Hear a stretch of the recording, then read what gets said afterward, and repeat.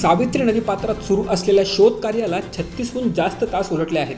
मात्र एसटी किंवा अन्य वाहनांचे कुठलेही अवशेष सापडलेले नाहीत. सकाळपासून फक्त 8 मृतदेह सापडले आहेत. यामध्ये 4 महिला आणि 4 पुरुषांचे मृतदेह आहेत. यामधील 2 महिलांच्या मृतदेहाची ओळख अजून पटलेली नाही. दरम्यान नदीतील पाण्याच्या वेगवान प्रवाहामुळे शोध कार्यात गुंतलेली एनडीआरएफची बोट ही उलटली. सुदैवाने कोणतीही जीवितहानी झालेली नाही. मुसळधार पाऊस कायम असल्यामुळे नदीच्या प्रवाहाला वेग असून शोध कार्यात अडथळे येत आहेत. उद्धव ठाकरे आणि जयदेव ठाकरे यांच्या भांडणात मला पडायचं नाही असं सांगत मनसे अध्यक्ष राज ठाकरे यांनी उद्धव ठाकरे भेटीवर बोलण्यास नकार दिला. राज ठाकरे नाशिकमधील पूर परिस्थितीची पाहणी करण्यासाठी नाशिकमध्ये आले होते. यानंतर झालेल्या पत्रकार परिषदेत त्यांनी अनधिकृत बांधकाम अधिकृत केल्यामुळेच पूर परिस्थिती आल्याची टीका केली आहे. डॉक्टर नरेंद्र दाभोलकर यांच्या संशयित मारेकऱ्याला 10 दिवसात अटक करा असा आदेश मुंबई उच्च न्यायालयाने सीबीआयला दिला आहे.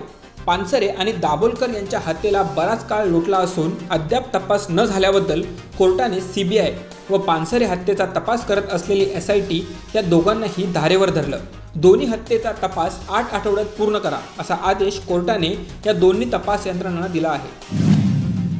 हिजबुल मुजाहिद्दीनचा दहशतवादी बुरान वनीला शहीद घोषित केल्याप्रकरणी केंद्रीय गृहमंत्री राजनाथ सिंह यांनी पाकिस्तानला चांगलंच फटकारलं.